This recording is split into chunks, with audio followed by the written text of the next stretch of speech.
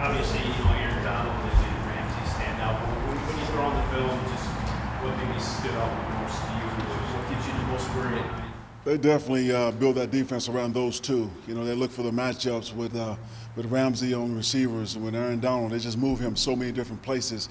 He is not a stationary target. So our protection system is going to have to be very sound this week, and we cannot let him wreck the game because he can wreck the game.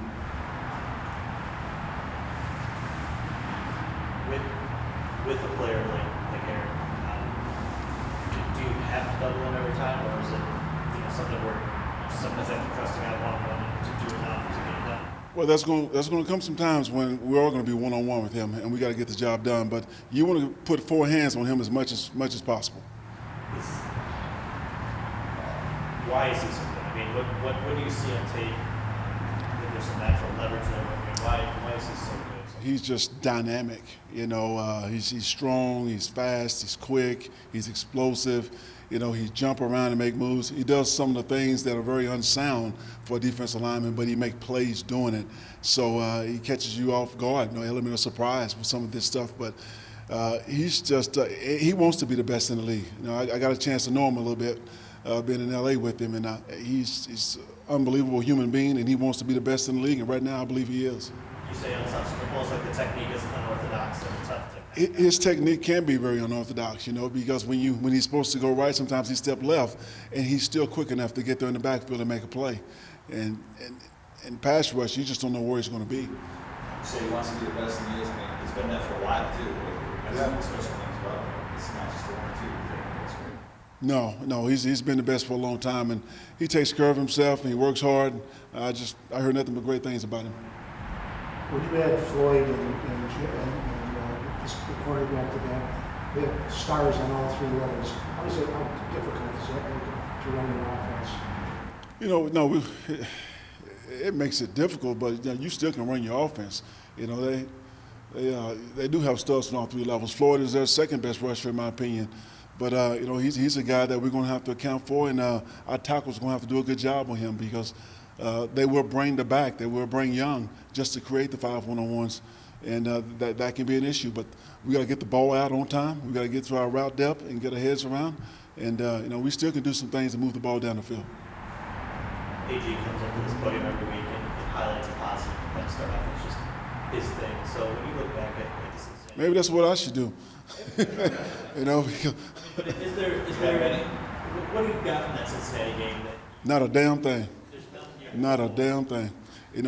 Every game up until then, I could come here and I could have told you some positives. But after that Cincinnati game, it's just the way I felt, and I think our squad feels that way offensively. And we're looking forward to going out. We're blessed to have another opportunity to go out on Sunday and do it again.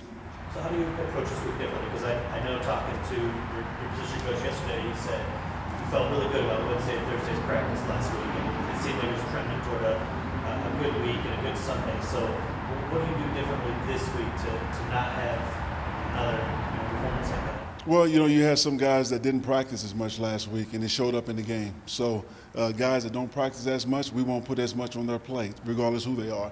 And so that's one of the things we're going to do. But, we have yet to focus for 4 quarters, and we talk about this intense focus that it takes to be successful in this league, and I do believe we are a gritty group, but last week we did take a step backwards, and I think guys are eager to go play this week against a good football team and just see where we stand. Is that practicing one of those people that didn't practice and didn't have his best? It wasn't just TJ. It was a few guys, but we just started pretty slow last week, and it seemed like we never got out of that funk.